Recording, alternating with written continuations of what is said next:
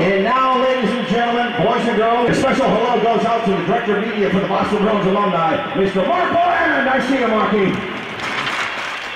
Welcome to the Pro Hockey Alumni Podcast, the home of behind-the-scenes interviews, stories, and memories that celebrate the heritage of the great game of hockey.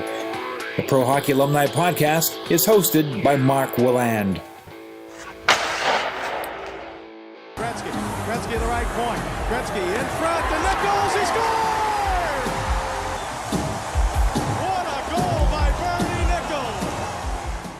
Episode 28 of the Pro Hockey Alumni Podcast features Bernie Nicholls, one of hockey's all-time great goal scorers who scored 521 regular season and playoff goals with several NHL teams and an impressive 18-year career. Bernie offers great memories of his NHL days playing with Marcel, Dionne, and Wayne Gretzky in the exciting 1980s scene and LA's fabulous Forum. He also talks candidly about his fight to assist NHL alumni who have suffered post-career health issues related to head injuries. Drafted by LA in 1980, Bernie would enjoy over 8 productive years with the Kings, highlighted by his historic 1988-89 campaign, which saw him record 70 goals, 80 assists, and 150 points. He's one of only 8 players in NHL history to score 70 goals in one season, and one of only 5 to score 150 points. A 3-time NHL All Star, Bernie would go on to have successful stops with the Rangers, Oilers, Blackhawks, Devils, and Sharks before retiring in 1999. Today, Bernie is involved in All Sports Market, the first ever real money sports stock market where you can buy actual shares of your favorite team. Bernie explains this exciting program on the show. You can also visit allsportsmarket.com for details. Now, let's talk classic hockey with Bernie Nicholls. We're back on the show with one of the most prolific and entertaining players in hockey in the 80s and 90s, Mr. Pumpernickel himself, Bernie Nicholls, who scored 517 goals between the regular season and playoffs in the NHL, played in 3 All-Star games, entertained fans coast to coast, mostly with the Los Angeles Kings and with a variety of other teams as well. So, Bernie Nicholls, thanks so much for being with us today. I appreciate the time. Bernie, you're a small-town kid, Halberton, Ontario, which is the definition of a small town, I guess. When did you start getting involved in hockey, and when did you realize that you may have a natural talent for it? Did you play multiple sports? Oh, I did. I played football in high school. I played softball. I played in the summer games in Canada, junior softball. But, you know, it was always hockey that was my favorite sport. I started skating when I was 3. And then started probably playing league games when I was 5. So, you know, being from Canada, you start early. Absolutely. Now, in order to be a successful young player and to be able to play when you're 3 years old and start developing your skills at a young age, I'm assuming your parents were very much involved in your young development. Oh, absolutely. My dad was a great hockey player himself. So, you know, I remember when I was small, he made a nice rink out right in our front lawn, watered it, and so we could skate there. Like you say, growing up in Canada, we had lakes and ponds that froze over. We could skate, so we had lots of opportunities to skate and play hockey. And you know, my mom and dad made sure I got to all them and regular games and stuff. So they were very supportive for me. That's great. Bernie, when you were, obviously as a player, you're known for that hand-eye coordination, that shot. Was that something that came to you naturally? Obviously you worked at it, but is it something that you could tell at a young age you had the ability to shoot and stick handle better than the average kid? I think so. I think one of my best gifts is probably my hand-eye coordination, and that helps me to play other sports as well. But I think I knew at a young age, stick handling the puck, it came pretty natural for me. So that was a big plus, no question. Well, as you develop, you end up in the OHA with the Kingston Canadians. A little bit later, I believe you were 18 when you first joined the team. How did that all come about, and how did you end up being a Kingston Canadian? I was drafted to Kingston. I played in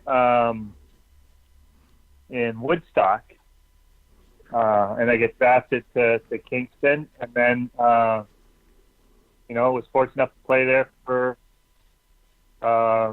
3 years, 2.5 more or less. Mm-hmm. But great time in Kingston for sure. You were obviously drafted by the Los Angeles Kings in 1980. What was your reaction to did you expect to go higher or lower? And what was your reaction being drafted by the LA Kings? Well, to be honest with you, just getting drafted, you're thrilled to death. Growing up in a small town in Canada, I really didn't know much about the LA Kings. You grow up every Saturday night. You got the Toronto Maple Leafs, you got the Montreal Canadiens. Games from the West Coast don't come on, and at that time there was only one team out there in Vancouver, I guess. But so you didn't know a whole lot about them. But like I said, you're thrilled to get drafted. So it doesn't really matter where you go. I think as a player, you want to play, so you hope you don't go to a team that's loaded in your position. Right. For us, we had the great Marcel, Dionne, but after that, they weren't real strong there. So I knew that, I felt confident that I would have an opportunity to play and be able to play there. You remind me of something. I wanted to take one quick step back. Growing up in Ontario, I'm assuming you were a Toronto Maple Leafs fan in the early and mid-'70s. Darryl Sittler, Lanny McDonald, Errol Thompson, Boyce Alming, that whole crew. Were you a fan of the Leafs?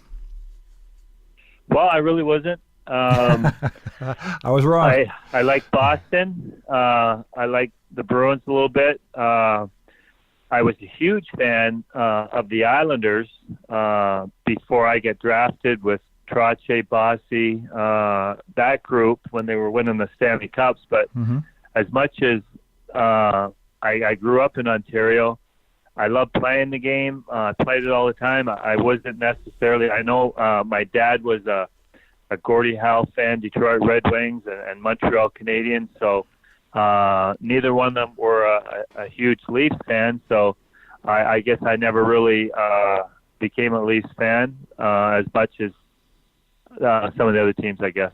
Right. You've always seemed like, even in your early days, to have a lot of fun out there on the ice. And I'm assuming I get the impression that your dad coaching you, you don't seem like the type of kid that had a lot of pressure put on you. It seemed like the enjoyment of the game was a priority to your parents. Is that the case? Well, I absolutely had fun when I played, and a lot of times I get criticized maybe too much of that. I'm talking to players, talking to goalies out there. I'm just having fun, and I say to this day, even when I go skate now, it's fun for me. I'm not saying it necessarily came easy, but it did. It was something that I could do and I could do well, but it was absolutely fun. And I took that with me my whole career. It was just, I was blessed to be able to play. It was an honor to play in the NHL, and it's a game, and I had fun at it. I think with my dad as my coach, my dad was probably the hardest coach on me as a player, just because he knew what I was capable of doing. Right. And he was hard on me in a good way. My dad was never hard on me in a bad way. It was, he pushed me to be the best I could be. And, I guess when you're, he's your dad, he's not going to be hard on the other kids as much as his own. So, right. But it was great. To me, he was always my best coach because he knew what he expected from me, and he demanded it, but he did it in a good way. Bernie, you are again drafted by LA Kings, and you start your career, as we mentioned before the interview, in New Haven, where you establish yourself right away. And you're playing with a classic old school coach, Don Perry, and a lot of veterans on that team, a lot of guys nearing the end of their careers. What was that experience like, your first pro season down there in the New Haven Coliseum? Well, obviously, you're disappointed you're getting sent down, but like I said before, I just love to play. So it was a lot of fun. I played in New Haven. Like you said, we had some older veteran players there. Don Perry was your classic old school coach. I love Don, and it was fun. I don't remember how well we done as a team, but I just know playing, it was great. Waiting for your opportunity. As a player, I felt I shouldn't have been there. I think with what happened back then, you got guys on one-way contracts, so they would stay ahead of you just because of their contracts back then. Right. And even though they probably shouldn't be there. So I obviously had to go down. I waited for the opportunity to come up. When I got called up, I made sure that I wouldn't be sent down. Made sure that they knew that, we made a mistake. He should have been here the whole time. So, and that's all you can do as a player. You're given an opportunity, and you got to go make the best of it, and I did that. You sure did, Bernie. You just fit right in and took right off from the get-go. Do you recall when you came to LA, who your line mates were? You were centering which players? Anybody in particular when you first came up? I'm not really too sure who they had me with. When I first got up there, I know I played with Jimmy Fox on my right wing for a long period of time. But my first year, I'm not 100% sure who I played with. It was a little too long ago and too many hits to the head. You once told a story, I can't remember where, of your first game and Jerry Korab. Do you recall that scenario? Yeah, we're playing in Calgary. Back in the day, that was the Calgary, the old Calgary Corral, and the big boards. Were like 5 feet high. Where like you couldn't even jump over the boards like the players do now because it's too far. You're going to hurt yourself. But Jerry got hit into the glass, and I'm standing there, and there's a fan banging on the glass, and I go over, and his teeth. He's got a plate. All his teeth are on the dasher board. His teeth knocked out. So that was kind of my first experience, my first game. That's funny. King Kong Korab, of all people. It's funny you mentioned those boards at the old Stampede Corral, infamous. Now, do you remember your goal scorer? Like I said, you had 517. Do you remember your first? Oh, absolutely. We were in Colorado.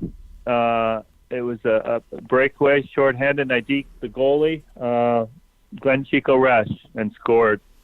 I ended up scoring 2 goals that day. We won 2-0.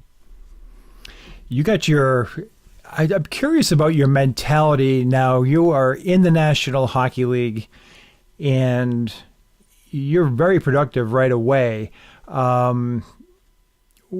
I guess my question is that, a lot of guys, it's kind of there's a process going. You gain your confidence and you gain your stature in the league. You seem to just step right in right away, and it seemed to be kind of your personality, not cocky, but just confident in yourself. And I was just curious, do you feel like, right away, hey, you belong here, and you were ready to go? Yeah, absolutely. Confidence was never a problem with me. I think, you try not to be arrogant, but I think most of your good players, they have to have a cocky attitude, somewhat. And I was definitely confident in my ability, and, things like I said, scoring goals. My whole life, it kind of came easy for me. Mm-hmm. Not that it's easy to score, but I think for some people, they're gifted that they can do that, and I was fortunate enough to be able to do that, and I did it at the highest level. You sure did. And you did it consistently, and it was a fun time to be in LA. I mean, so you're a small town kid. I'm just curious what that is like. You come into the bright lights of LA. You've got celebrities. I mean, Sly Stallone used to go to the games, and it was showtime for the LA Lakers, and you guys obviously would be able to watch them play. What was it like? What was the whole LA scene like for you? Just being around all that star power and glitz and glamour. Oh, it was awesome. I always tell people, my hometown, there isn't possibly 100 people in it in my small town. Wow. And I went from there to the largest city in, North America. There's 10 million people in LA, and it was awesome. I did everything. The cool thing with the Kings is we played Saturday night. The Lakers played Friday night. I'd go down to all the Laker games. I'd go by myself. I'd stand there. They'd let me stand out by the floor. I'd watch the games there. I'd go in their dressing room, talk to Magic and Michael Cooper, all the old Lakers, and get to watch them play.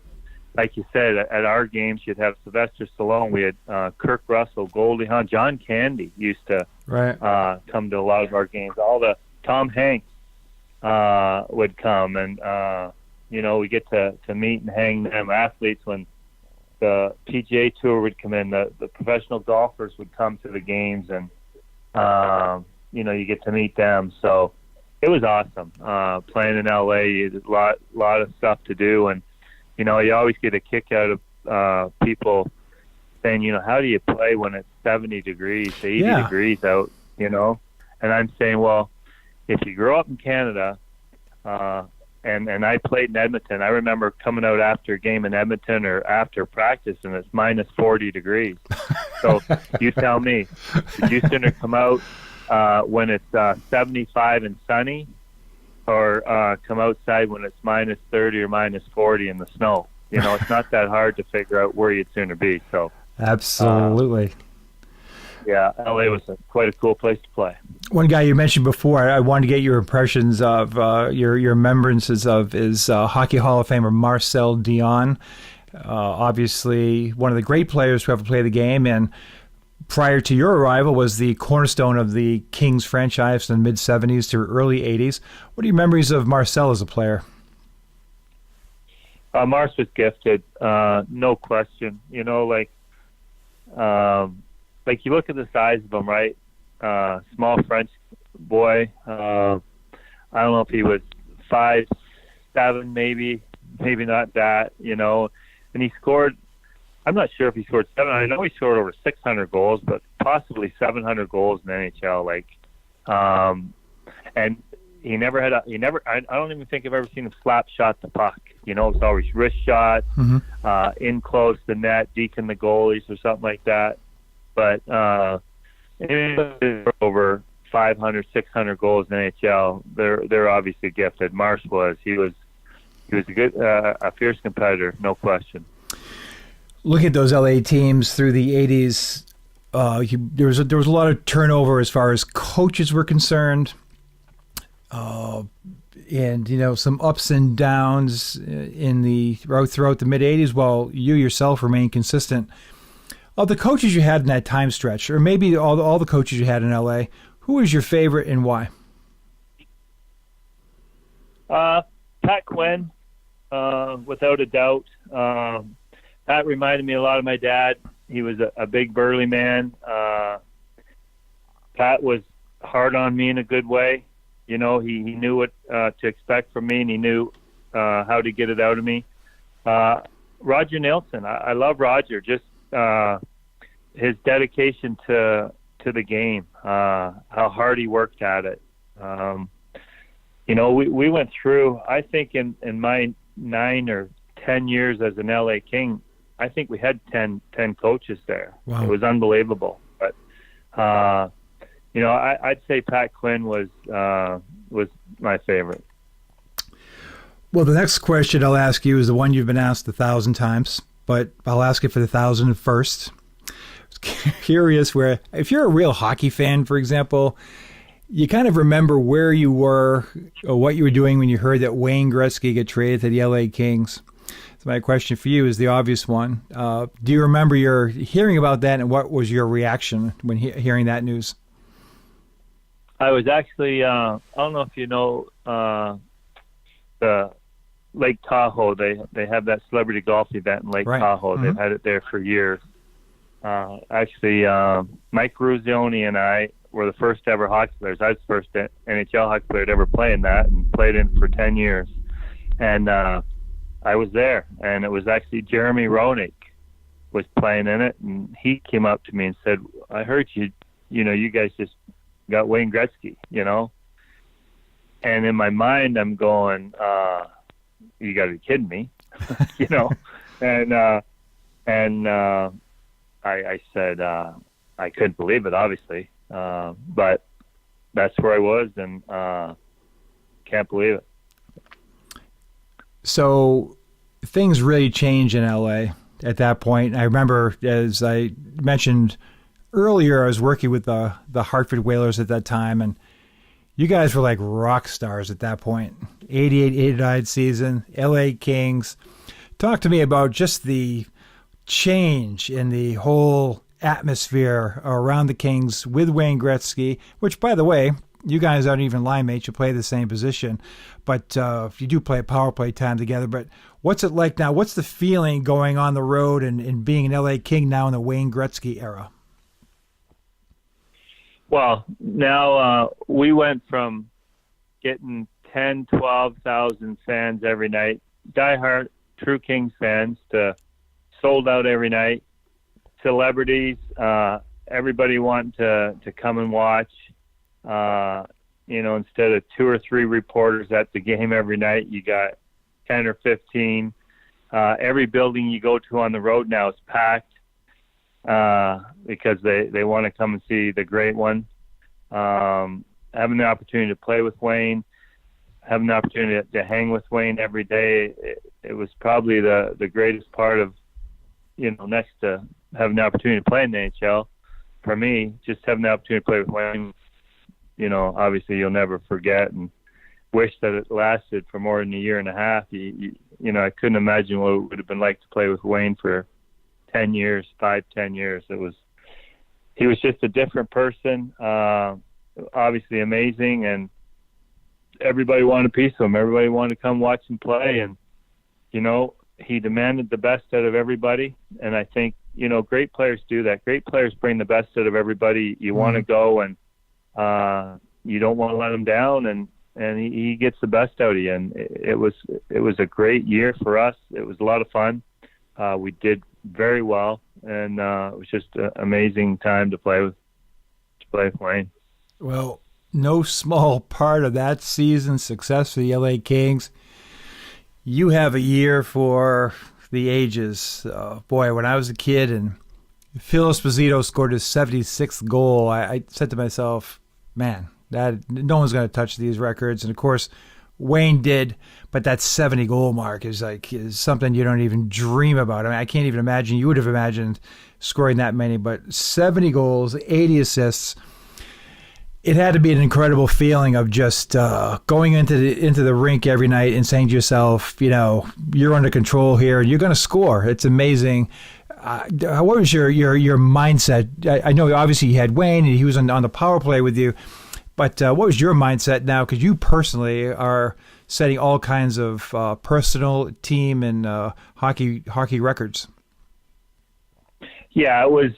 You couldn't wait to get to the rink every day. It was just that much fun, and obviously, with any sport you're playing, confidence is where it's all about. What it's all about, and my confidence level was high. It was something that, you knew you were going to be successful every night you played. Not that you did, but your mindset is I'm scoring every night, and you just went out and you played, you had fun, and you just couldn't, you couldn't wait to go to the next game or wait for the next practice. It was just unbelievable to be out there and playing with Wayne every night and the team we had. It was just that much fun. And obviously when your confidence level's up and you're scoring goals, it's just a magical season that you just hope's never going to come to an end.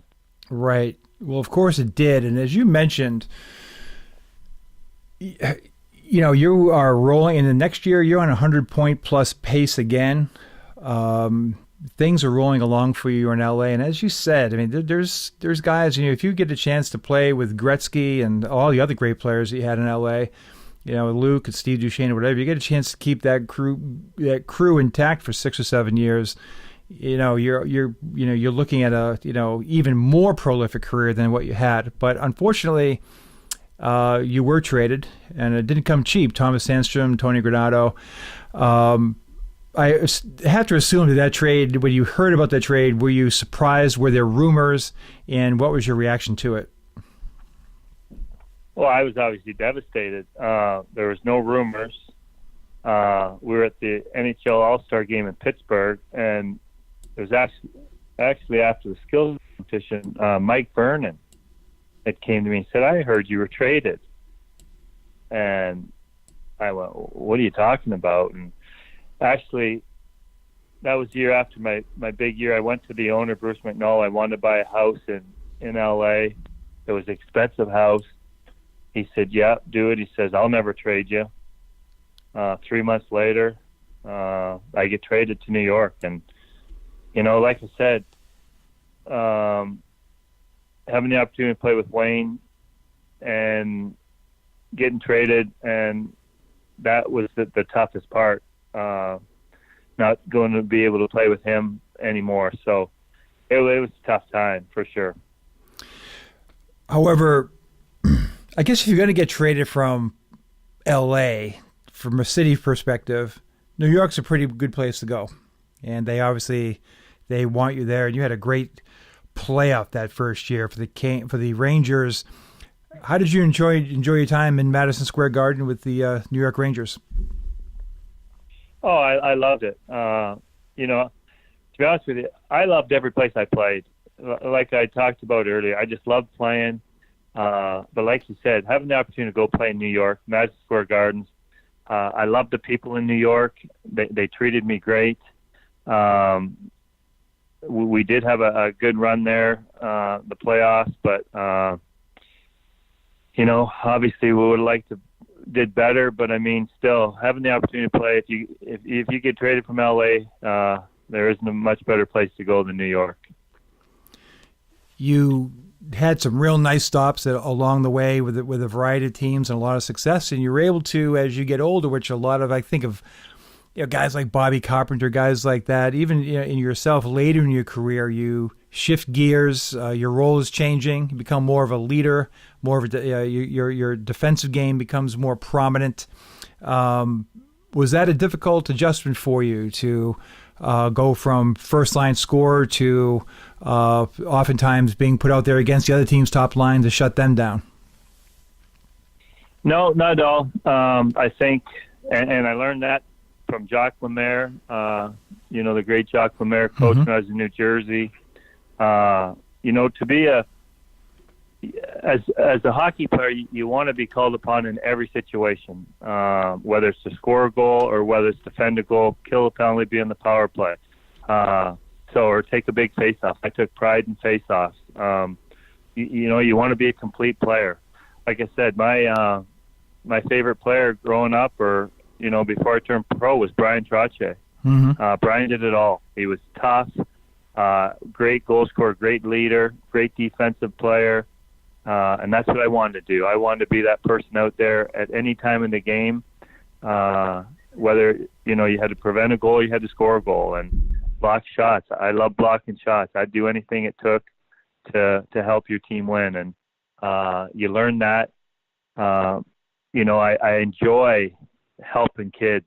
And when I got older, to have that role, to be a leader and kind of help the younger kids, I love that. To see a young kid come up and be successful and if you have anything to do with that, to me, there's nothing better than that. And I love even seeing some guys that I play with, like Patrick Marleau, for example. Right.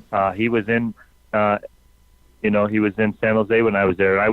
I got signed there as the number one centerman with thought that, Patrick would take over and I'd take a lesser role. And I love that. And, to see him still playing to this day, he's, 20 years in the league and he's still successful. And, just to think that I was a little part of him when he started, that's awesome to me. And it's great to have that impact. And ultimately, probably the most important contribution you'll have is the impact on others. Now, one player I wanted to ask you about who played late into his 40s was a teammate of yours I know you have a lot of respect for, Chris Chelios. Talk a little bit about Chris and his approach to the game and what your impressions were of him as a teammate. I've said this before, other than obviously Gretz, playing with Wayne. I said if I could play with one person my whole career, it would be Chris Chelios. And when we broke in the league, there wasn't much training, there wasn't much working out, and I never done that. Nowadays kids are in such good shape. They work out on the ice, off the ice, basically 12 months a year. And it wasn't until I got to Chicago I started working out, started training, and it's because of Chris. We'd be doing push-ups and sit-ups in the sauna, working out. And there was nobody that was more dedicated and worked harder than Chris. And, we became great friends, still are. And to me, there's not a person that I would sooner go to battle with than him. Bernie, I was going to ask you, aside from Wayne, who was the most talented player you skated against? Oh, Mario, no question. There isn't a more gifted player to ever play the game than Mario Lemieux. Not one. I would agree with that. Yeah. He was. We had this conversation. Peter Taglianetti was our most recent guest, and at that time in the 90s, I was working for the Penguins at the time, and I had that sensation, that feeling sometime about Mario, that when he really wanted to do something, he would do it. Yeah. So if everything was lined up correctly and he was healthy and he was ready to go, that you just literally could not stop him. I'll never forget one night against the St. Louis Blues, and Grant Fuhrer was the goalie. It was 96. And he had just gotten some good news. His son had been, some questions about the birth of his son, and he had gotten some good news. His son was healthy and everything, and got a nice ovation when he came on the ice. You could just feel the weight of the world off his shoulders at that point, and you just knew something was going to happen. He went out and he scored 5 goals. Never quite saw anything like him. Well, I think if you remember, he's done that before. He did that in New York one night too, but Canada Cup in 89, I think it was, or 88 maybe, the greatest players in the world. And he played with Wayne, same line and stuff, but he was by far the best player in the world during that tournament. It was just, it was ridiculous how well he played. It sure was. It's got to be great if someone, like yourself, to play. You played in 3 All-Star games. You played at a high level. You're playing with the greatest guys who have ever laced them up. And that brings me to a question. You finish up with the Sharks, perhaps somewhat prematurely. And my question is, I always am wondering about this about players, especially high-level players who really enjoyed the play. What is that first year like out of the hockey? It's September. You're used to getting ready for training camp and that routine that now has been a part of your life for 18 years in the NHL. This is your first year. You haven't done it. What was your mentality like then? Did you feel like you were through and you had moved on, or did it still hurt a little bit that next year? Yeah, I think for the first couple of years, you probably feel like you can still play, but then that will wear off. But I think, you need something to do. I think when people retire, if they don't have something to do that they're passionate about, then they will struggle with it. For me, I do a lot of hunting. Come September, right through till Christmas time, I hunt. So that kind of took over for me, which kind of helped. And, I think that definitely made it a lot easier. But for a lot of people, they do struggle. So you definitely need something to do. Absolutely. So eventually, however, and I think I had forgotten about this. I shouldn't have forgotten about it, but I did. That you're a Stanley Cup winner. Daryl Sutter brings you in to work with the Kings. You talked earlier about giving back to the game and helping these kids out. But not only did you do that, you're part of a Stanley Cup champion, something that was elusive during your playing career. Tell me how that feeling was to win a cup, coaching and helping out with the LA Kings. That was unbelievable. It was, I'd called different times.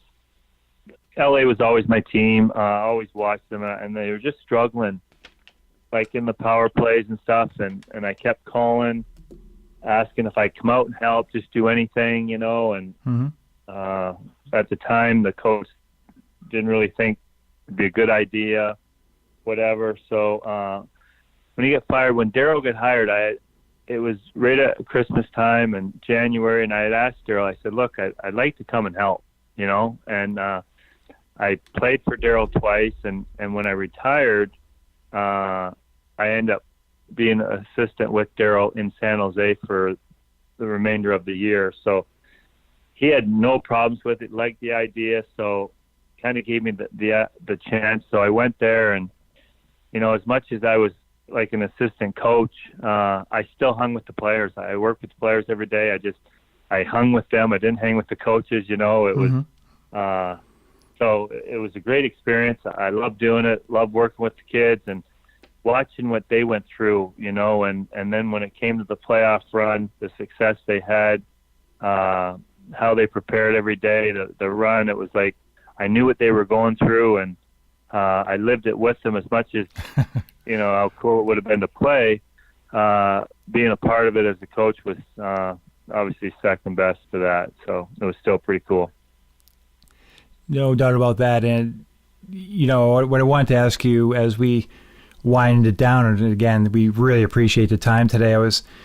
You had a lot of fun. And when I think of Bernie Nicholls, I think of a smile on your face, and I think of a guy, obviously, who could score. But as we said to start this interview, a guy who had a lot of fun playing the game. But of course, it also came with a price, and you've been very vocal to talk about, some of the issues. And I work with a lot of former players, with the Bruins alumni, a lot of the ex-Hartford Whalers.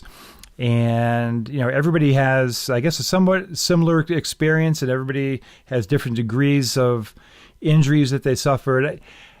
I guess I'm going to ask you a very general question. It was during your career, did you realize the toll, all that pounding? You're a goal scorer, so you've got a target on your back. And you weren't afraid to mix it up yourself. I mean, you had over 100 penalty minutes multiple times. But at any point during your career, were you aware of the toll all this was taking on you physically? Well, I think you understand going in that your body's going to get beat up. You're going to probably have arthritis when you retire. For the most part, like for me, I broke both my feet. I broke my ankle. I partially tore both my knees.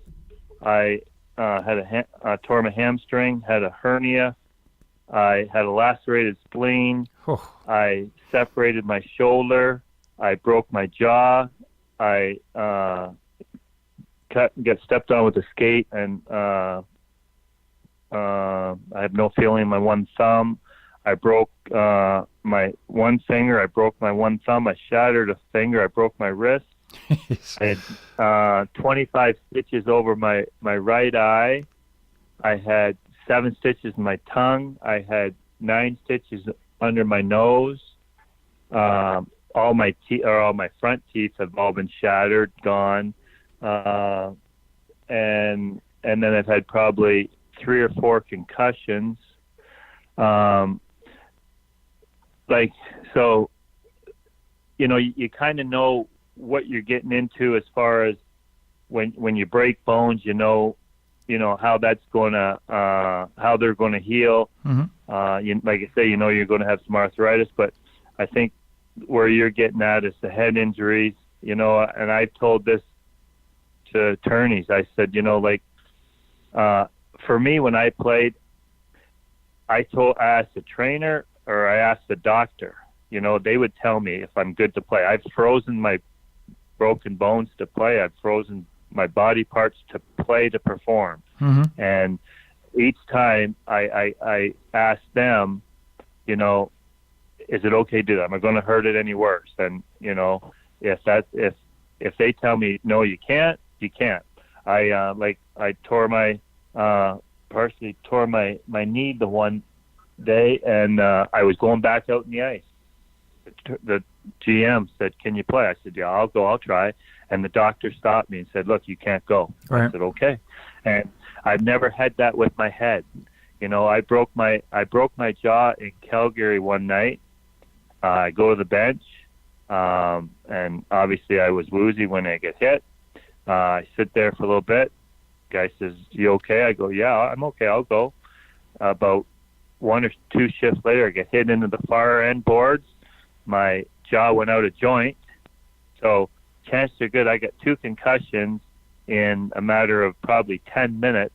Wow. And for anybody who knows anything now with what's going on, the reason Sid is as bad as he is because he got 2 concussions kind of in a row before he was healed from the first one. And, right. Back when we played, we were never told that, your head has to heal before you play. Now they have that, and that's great. They have the concussion protocol. When a people gets hit, football, hockey, it's all the same now. When you get hit, you go right to the quiet room. You got to pass a concussion test before you can play again. Your head has to be healed. We were never told that. So, for now, are we going to be worse off than the kids now? Probably, because the kids now, they know, the league knows better. They won't let them play when they're not ready to play. And so, it's all a matter of how bad we had it. There's guys that are paying a big price for it.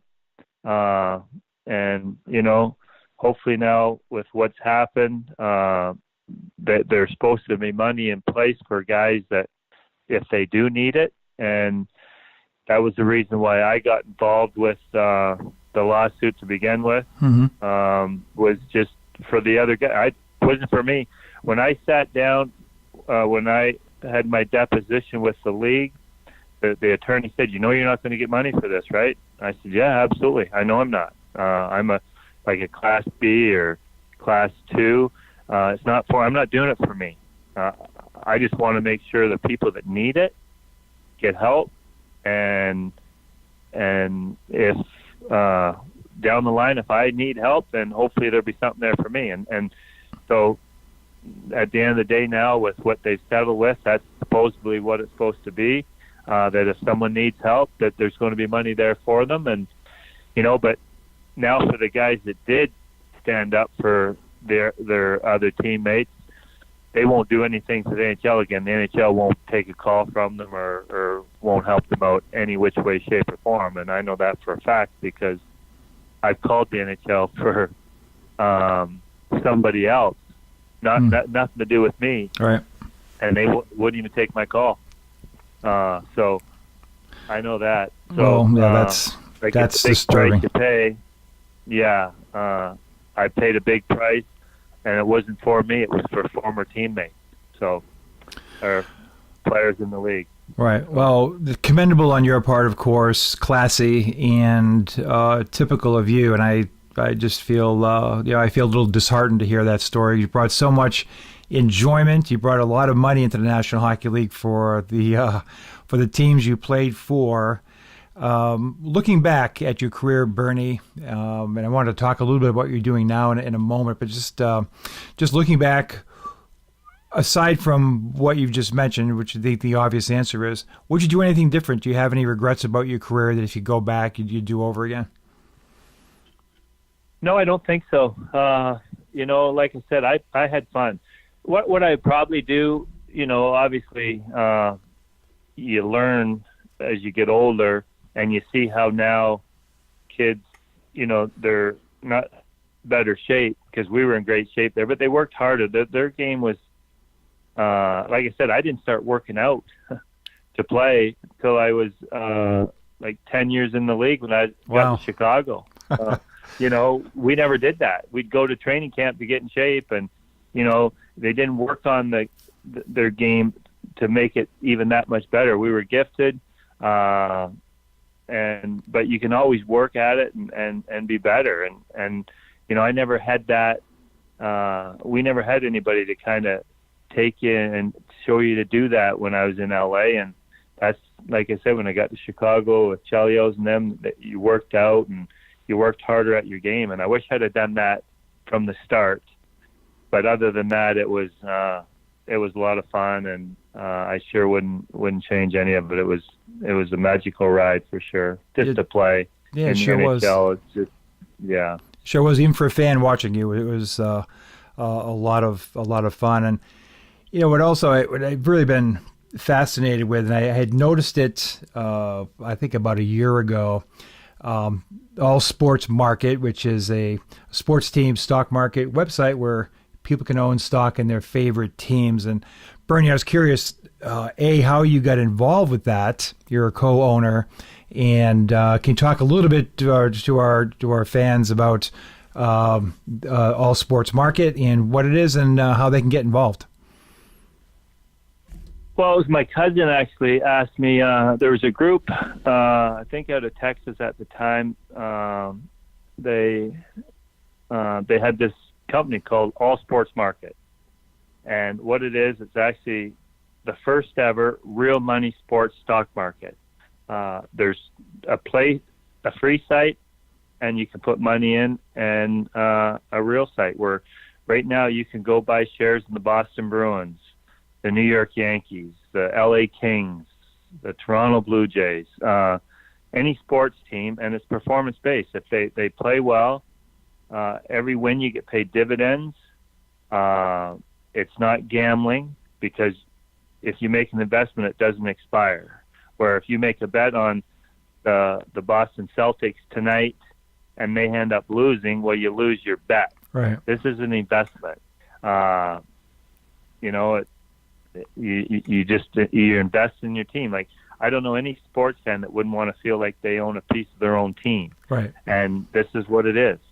You can go buy shares in it. And the cool thing is you can look around the league, for example. And if it's baseball is probably the best example. Say you got shares in the Boston Red Sox. They're your favorite team. Well, you look around the league and you see the LA Dodgers have a homestand for like 3 weeks with terrible teams coming in. So you buy shares in them. They go, say, 18 of 21.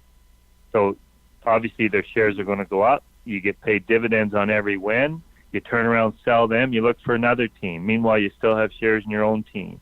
Or a team makes a big trade, like when a couple of years ago when the kid signed with the Celtics. Obviously it was going to make them be a better team. You look for something like that, or a first round draft choice. So the site's great. They have a play site to get comfortable. Like I said, it's not gambling, it's investing. There's nothing, it's not illegal gambling or anything like that. And they have a cap on it. They don't want people investing $10,000, $20,000. They make it small, but it's fun for people. So you go to allsportsmarket.com and you can sign up. Sign up's free. You can play for free.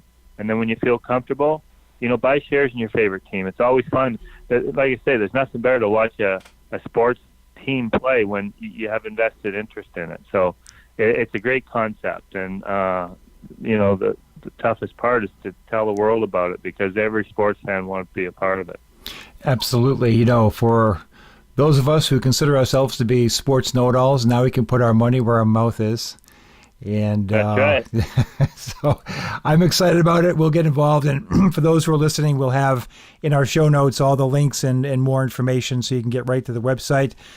But Bernie, I just want to tell you, I really enjoyed talking to you. I've been looking forward to this for quite some time. Like I said, you were so entertaining, a lot of fun to watch. First class all the time. And thanks so much for the time today. And we look forward to talking to you again soon. I appreciate it. Thank you. All right, you. Bernie, take care, buddy. Bye.